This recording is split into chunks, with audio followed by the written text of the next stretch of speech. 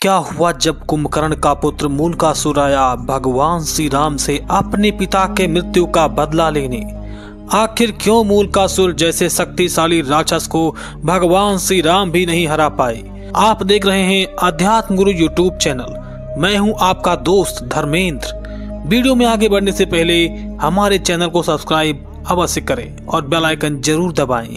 साथ ही comment box में जय श्री राम अवश्य लिखें। हिंदू धर्म के सबसे प्राचीन पौराणिक और ऐतिहासिक धर्म ग्रंथ रामायण के बारे में तो हम सभी जानते ही हैं, लेकिन रामायण काल के जुड़ी कई सारी ऐसी कथाएं भी हैं जिनके बारे में शायद आपने पहले कभी नहीं सुना होगा। ऐसे ही एक कथा है कुंभकर्ण के बेटे मूलकासुर की, जो भगवान श्री राम से अपने पिता की मृत्यु का बदला लेने आया था। और राजा राम ने नहीं बल्कि माता सीता ने एक बाण चलाकर उसे मुक्ति प्रदान की थी। दरअसल ये कथा राम और रावण के युद्ध के बाद श्री राम के राज्याभिषेक के समय की है, जब श्री राम लंका का राजपाट विभीषण को सौंपकर माता सीता और लक्ष्मण सहित अयोध्या लौटकर राजपाट संभाल रहे थे। तभी भगवान श्री राम की राज्यसभा में विभीषण पहुंच गए। विभीषण डर से कांप रहे थे और बहुत भयभीत और हड़बड़ी में लग रहे थे। सभा में प्रवेश करते ही वो भगवान श्री राम की वंदना करते हुए उनसे अपने प्राणों को बचाने की प्रार्थना करने लगे। वो कहने लगे, हे प्रभु श्री राम, मुझे मूलकासुर से बचाइए। लंका में कुंभकर्ण का बेटा मूलकासुर आफत ढा रहा है और ना तो वह लंका को छोड़ेगा और ना ही उनके जीवन और उनके राजपाट को छोड़ेगा। तब भगवान श्री राम विभीषण की परेशानी देखकर चिंतित हो गए और उन्हें धैर्य रखने को कहा। शांत होने पर विभीषण ने श्री राम को पूरी बात बताई और कहा कि प्रभु, आपने युद्ध में रावण सहित सभी राक्षसों का वध कर दिया, लेकिन कुंभकर्ण का बेटा अब भी जीवित है और वह बहुत ही अशुभ मूल नक्षत्र में पैदा हुआ था, इसीलिए उसका नाम मूलकासुर रखा गया था। मूलकासुर के पैदा होते ही कुंभकर्ण ने उसे मारना चाहा था, लेकिन रावण के समझाने पर उसने अपने पुत्र को अशुभ मानकर घने जंगलों में छोड़ दिया था। मूलकासुर का पालन पोषण उस जंगल में ही हुआ। मूलकासुर जब बड़ा हुआ तो उसने कठोर तपस्या करके ब्रह्मा जी को प्रसन्न कर लिया और उनसे वरदान के रूप में अमृत मांगा। लेकिन जब ब्रह्मा जी ने उसे अमृत देने से मना कर दिया तो उसने ब्रह्मा जी से वरदान मांगा कि उसकी मृत्यु किसी ऐसे स्त्री के हाथों से हो जो आजीवन पवित्र और सती रही हो। इस वरदान के बाद ब्रह्मांड में कोई भी पुरुष उसे मार नहीं सकता और अपने इसी वरदान और बल के घमंड में भयानक उत्पात मचा रहा है वो राक्षस। अब जंगल में उसे पता चला कि आपने उसके खानदान का सफाया कर दिया है, उसके पिता कुंभकर्ण को मार दिया और लंका जीतकर राजपाट मुझे सौंप दिया है। तो वह क्रोध में बौखला गया है। उसने घोषणा की है कि वह पहले मुझे मारेगा और बाद में प्रभु श्री राम को मृत्यु प्रदान करेगा। इससे पहले जिस दिन श्री राम ने विभीषण को लंका का राजपाट सौंपा था, उसके कुछ दिन बाद ही मूलकासुर ने पाताल वासियों के साथ लंका पहुंचकर लंका पर आक्रमण कर दिया था।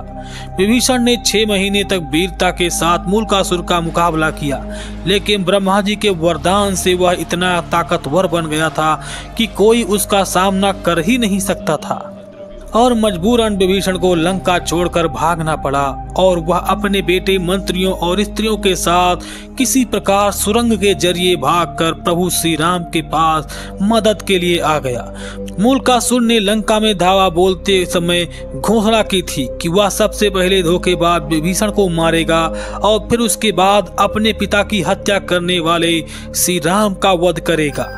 और लंका में विभीषण को ना देखकर मूलकासुर ने अयोध्या आने की ठान ली थी। अब लंका और अयोध्या दोनों खतरे में थी। तो ऐसे में श्री राम तत्काल ही हनुमान जी और लक्ष्मण जी के साथ सेना लेकर पुष्पक विमान पर सवार होकर लंका की ओर चल दिए।